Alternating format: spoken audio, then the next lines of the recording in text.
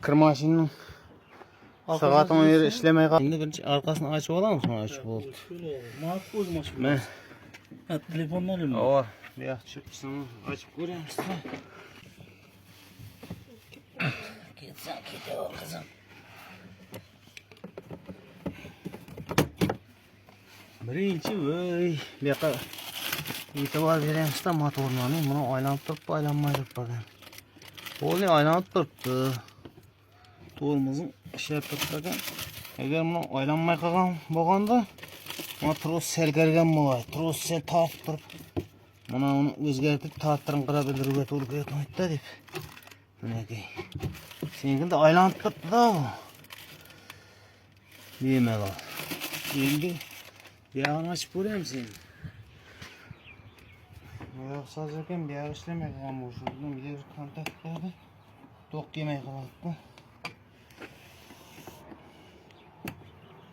Buyog'ini ochib ko'ramiz. Şurada kontakti qo'shmay qolgan bo'lishi mumkin. Deb ko'tarsak, esdan ochiladi. Açalım şurada.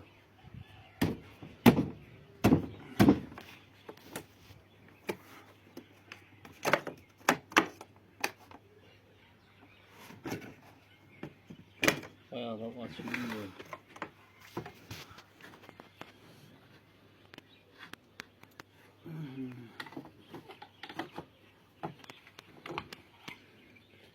Yani bir print. To'xta qo'shaylik. To'xta qo'shaylik.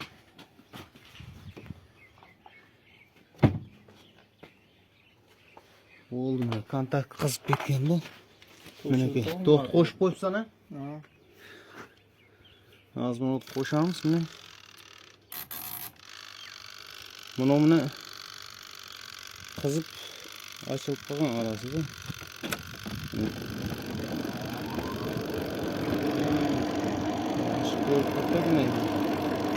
Mana bir-birini tiyatdan o'tib qo'ygan so'qdan o'chirasiz, sal bosim qilib. Buni orasini najdak bilan ham sal tozalab berish kerak-da, ikkovining orasini. Najdak bor edi uni. Najdakmi? Boshqa ikkovi bir narsa bilan sal tozalab, buni bir-birini tiyatdan o'tib qo'yish kerak-da. Deb qopqoqni ochgan mari tiymay turibdi hozir. Yopib ko'rayotgani tiyamagan. Tiymaydi bari, endi ikkovini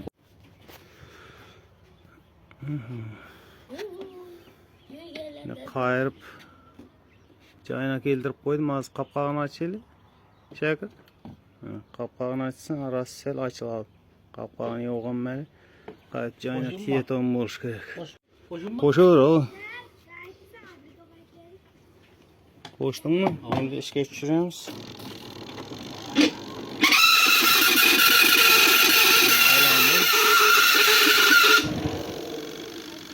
Qopqoq bassak o'chadi.